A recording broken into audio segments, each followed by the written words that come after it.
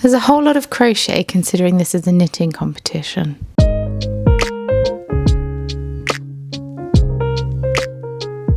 Hey everyone, it's Hannah and today I'm going to be talking to you about episode 4 of Game of Wool, giving you my general view of it and just give you a general synopsis on what happened. This is a knitting competition akin to the Great British Bake Off that is being shown on Channel 4 at 8 p.m. on a Sunday, which is quite exciting, seeing knitting on mainstream telly and it getting the recognition that it deserves. So far, I've done a review on episodes 1, 2 and 3. And whilst I am enjoying it, I do think there could be some improvements. Week 4 is Kids Week. So we're making clothes and things for children, not for baby goats. I don't think I have anything to catch you up on since the last episode, anything that's happened in between that I can think of. I didn't see any kits come out for knitted swimwear.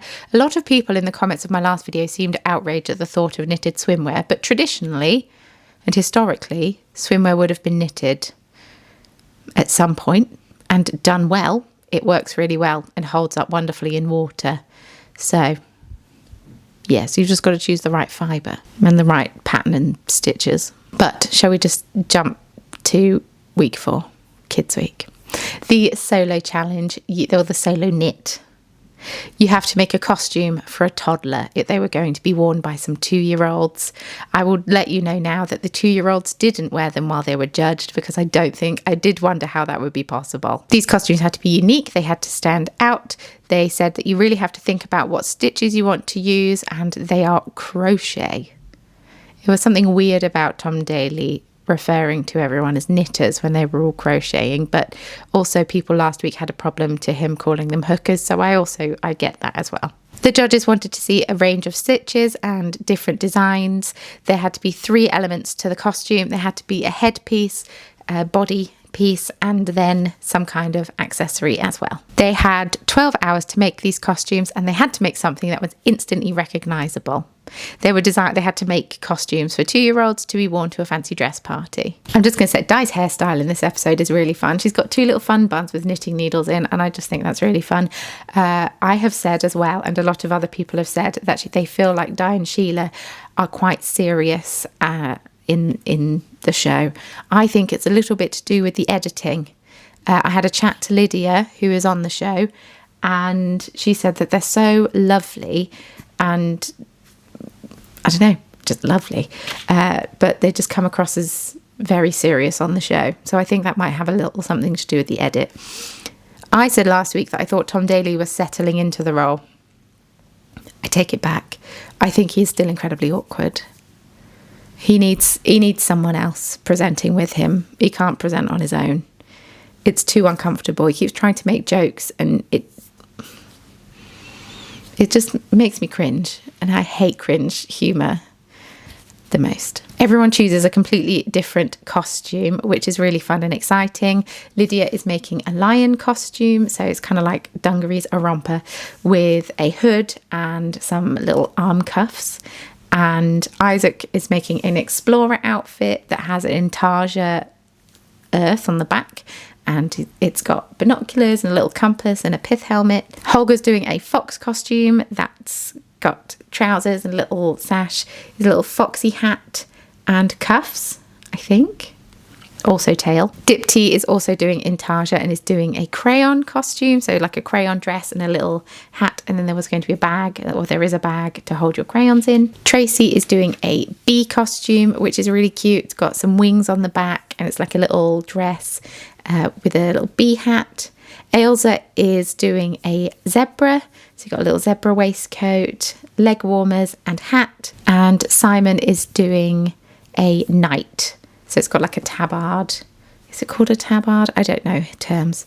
And hat and mace. Is that everyone? This is when I've forgotten someone.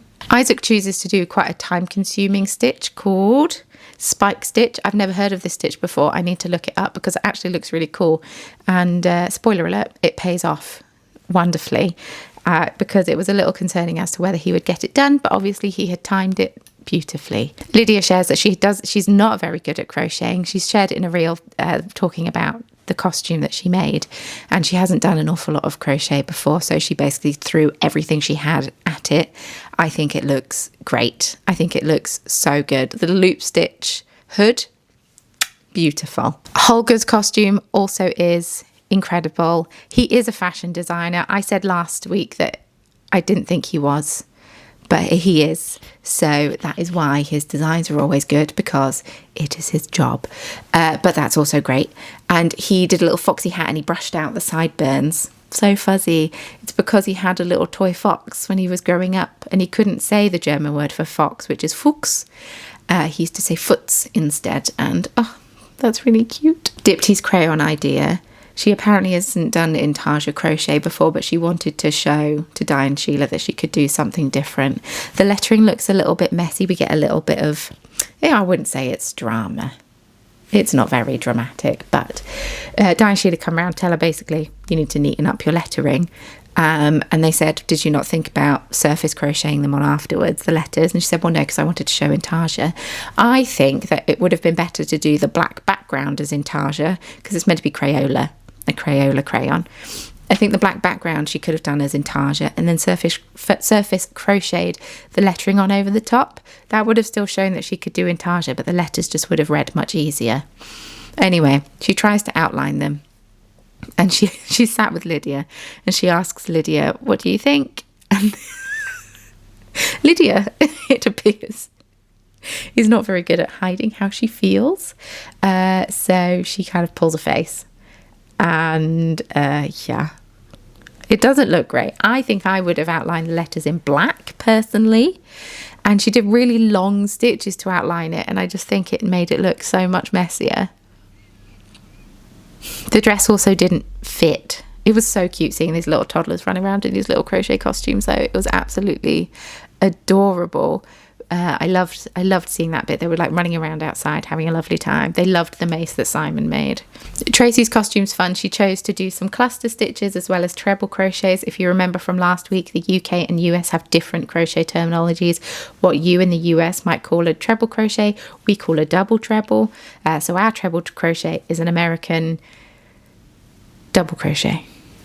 Ailsa does a wonderful idea. It's like a waistcoat. She's taken inspiration from a vintage pattern. She knits a lot of vintage patterns, and she found one where you do different stitches, and as the stitches are different heights, it creates a really cool stripy effect. And that is what she has done for this crochet waistcoat. She's done different stitches, so even though you've just got one row, the stripes are different heights, and so it makes it fun, wiggly and wavy. Also the hat that she creates, the face on the hat, absolutely adorable. Tracy's costume's really nice as well. The wings don't really work, but that's okay. There's a really cute little clip of Di trying on the hood that Lydia's making, because Lydia said it probably would fit you, to be honest. And Di tries it on and they're laughing, and it's just nice seeing them a bit more relaxed. This is what I mean when I said that I think it might be the edit a little bit that's making them come across a little bit more serious than they actually are. Everyone is finding their feet in this show at the moment, so, but we're almost halfway through. Or we are halfway through. This week is halfway through. It's 8 weeks, isn't it? Good news with Simon. He's decided not to wing it this week. Finally, Simon.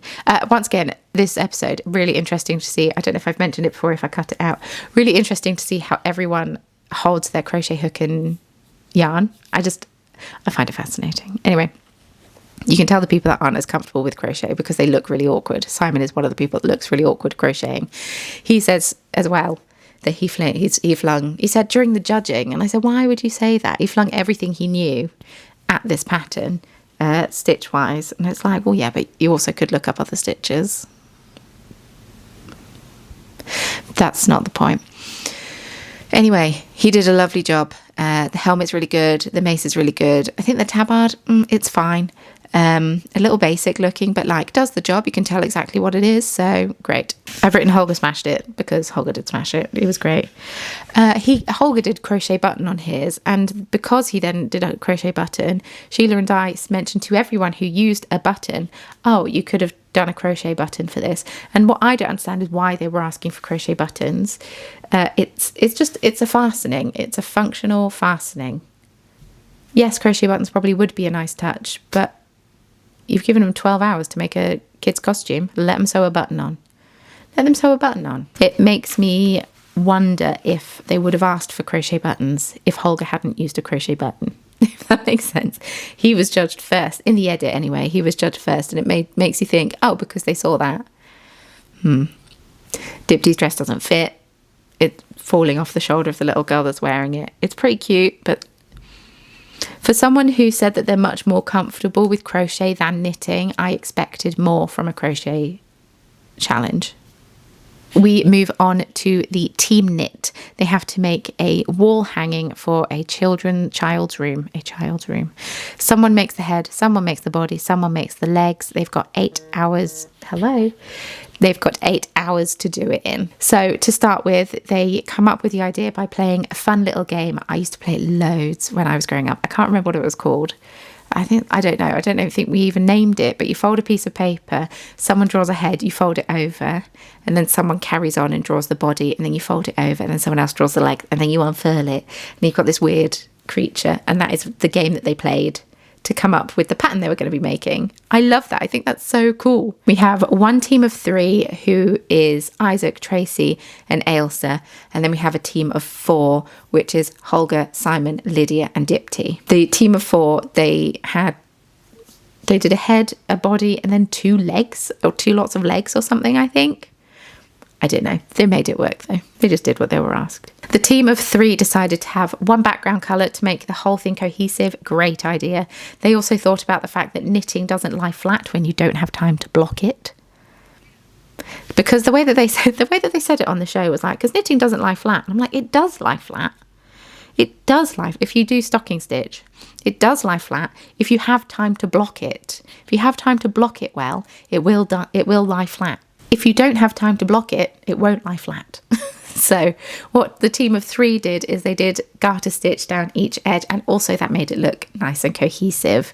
Tracy did the head, Isaac did the body, Elsa did the legs. I loved the design that they came up with. It was very textural. They had to make the wall hanging interactive and sensory, so they focused more on the sensory aspect as opposed to the interactive. The team of 4 focused more on the interactive rather than the sensory. Dipty chose to crochet her square because she doesn't knit as fast, which then made it interesting to piece everything together because it didn't look the same. They all had different backgrounds, they all had different ideas, and it was just a bit of a rush at the end when they were pulling it all together. But theirs was much more interactive. They had zips on it and things like that, and things you could take off and stick on and whatnot. Very interesting, very fun. But ultimately, the team of 3 did win, which I think was the right choice, because I do think that the team of 4, their design was so rushed and messy at the end. They decided on a theme, an overall theme, before they drew out their design, which is, fair enough.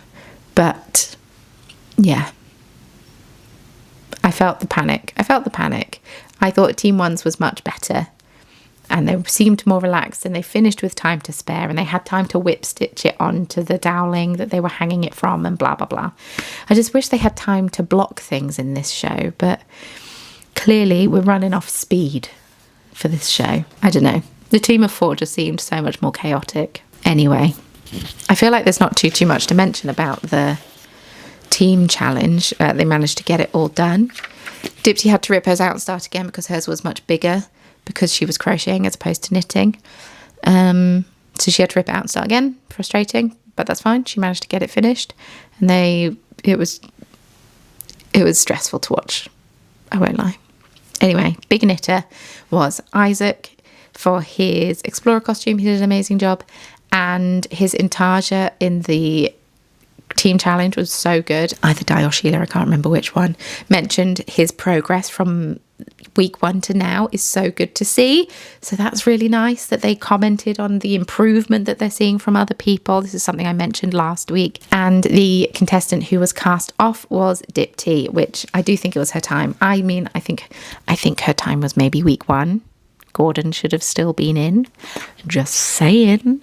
But yeah, I think that was very much the right choice. Since the episode aired yesterday, Serta have come out. They are releasing patterns for 4 of the designs. That is the costumes. Holger's fox, Tracy's bee, Ailsa's zebra and Isaac's explorer costume are all patterns going to be offered by Sirdar, and I imagine you'll be able to buy the yarn from them as well.